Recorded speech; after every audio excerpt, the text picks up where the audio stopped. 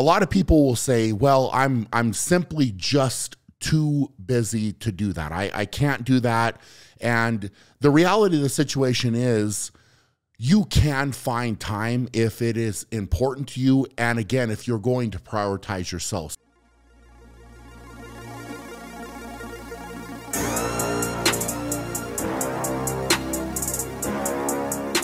Welcome to the Shaw Strength Podcast. I'm your host, Brian Shaw, and today I have a shorter episode for you, but I have been getting a lot of questions from different people, be it dads, moms, people like this that lead very busy lives. They've got a lot of people to kind of take care of, a lot of priorities that they're trying to put in line, and they're asking me about how to essentially be the best version of themselves and be able to check all those boxes throughout the day, throughout the week, throughout the month.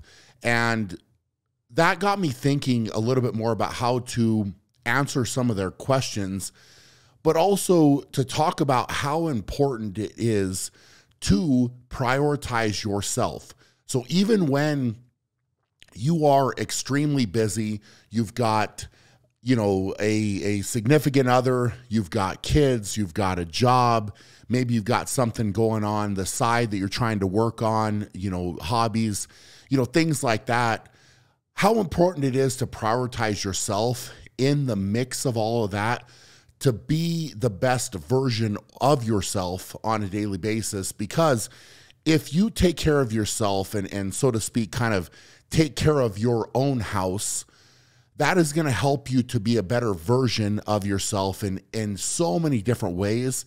And that will carry over to being, a better husband or wife. It'll be a carryover to being a better, father, mother, whatever that might be, because you're being a better version of yourself. So what do I mean by take care of your own house? So what you need to do is you need to prioritize your health, your fitness, your diet, and do this on a daily basis. So a lot of people will say, well, I'm simply just too busy to do that. I can't do that.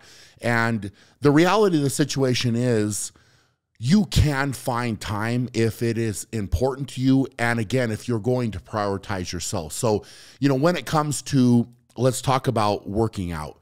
Working out can look a lot of different ways for people. So, for me, when I'm preparing for my biggest competition, I'm going to spend hours in the gym. That's just what is going to be required to get what I want. Now, for other people, they may be able to go in the gym, get a great workout in 30, 45, 60 minutes, or potentially even less.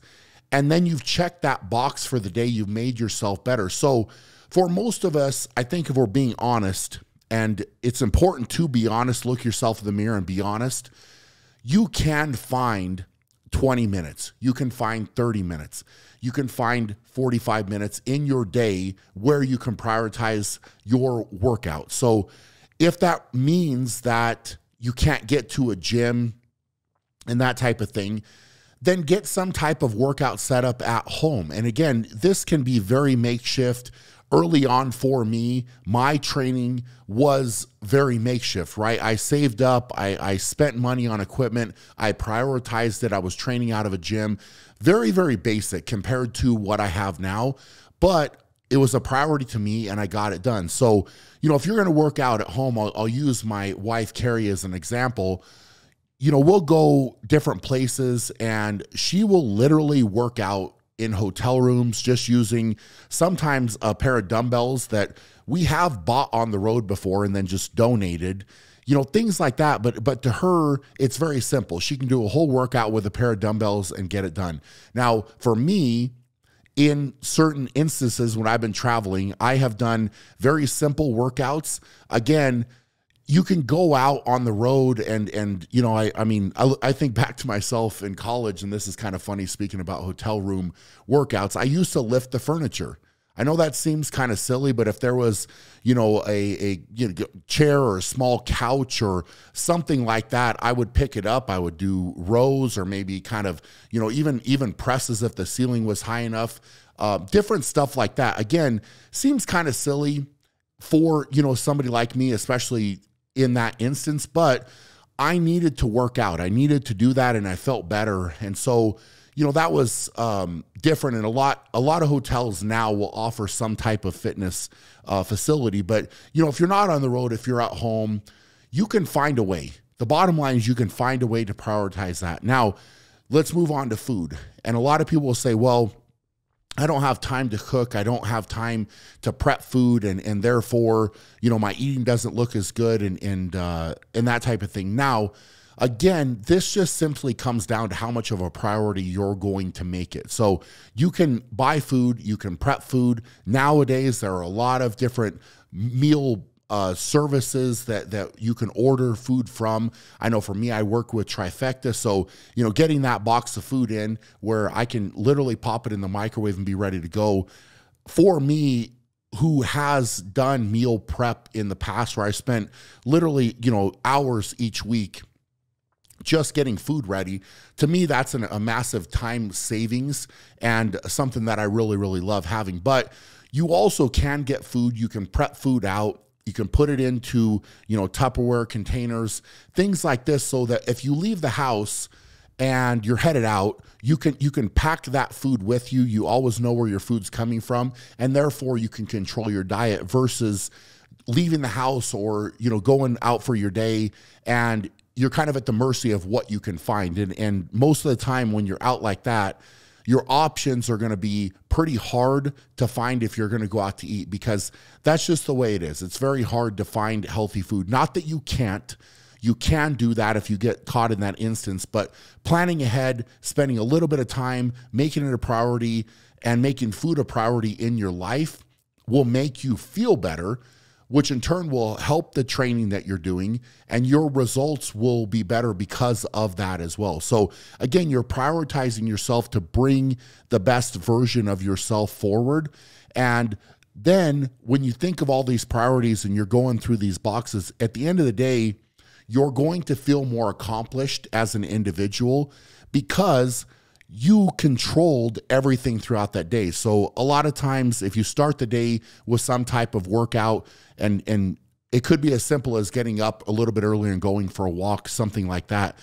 From there, it kind of sets a tone for the rest of your day, and then you prioritize again your eating, so your meals are planned out, you're going and getting that done, and then you're able to kind of check all of these different boxes.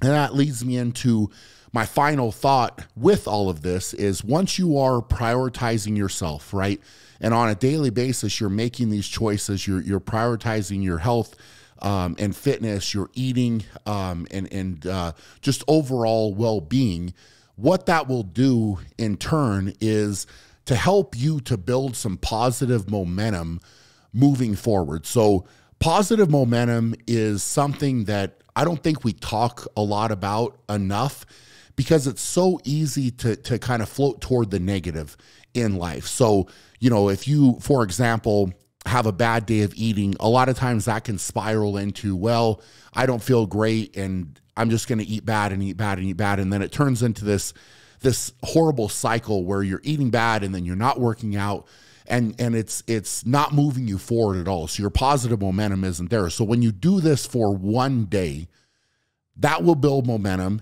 and then you'll carry it forward to another day, and you'll carry it forward to another day. And eventually what you'll find is, after you've kind of strung a few days together where you've got up and said, you know what, today I'm going to handle all of these things on my list. I'm going to get it done, and then I'm going to move forward to the next day. You're going to start to feel better about yourself. And the feeling of building positive momentum on a daily basis is very powerful, and will lead you into the next day and lead you into the next day.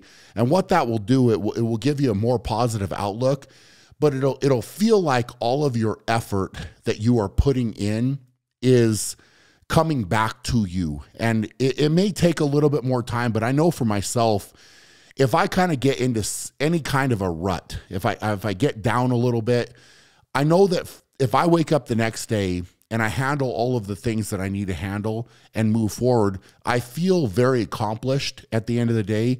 And that makes me want to get up and do it again the next day. And if I do that, then the tendency is at that point, I want to work out. I want to eat healthier. I want to be in a better spot just because of that positive momentum and the way that things are moving forward. So if you're in a spot right now where you're down, you're kind of overwhelmed. You've got, again, all of these different things that are on your plate that you're having to take care of. Just put them into boxes, but make sure that you're checking the box where you're prioritizing yourself and you're getting better on a daily basis. Because if you bring a better version of yourself forward for, again, for your significant other, for your family, for your job, all of these different things will be very, very powerful and impactful for you. So just remember, as you're busy and, you know, as we're kind of, you know, winding down the year, crazy to say that already, but we are kind of getting that point. And, you know, as you start getting pulled in all these different directions, make sure to prioritize yourself and build that positive momentum going forward into each and every day. And I promise you, when you do that, the impact will be huge. You will feel better. You'll be happier. And it's pretty amazing once you light that fire where you can go with it. So that is the message for today. Definitely appreciate you guys. If you got something out of this, remember to share the podcast.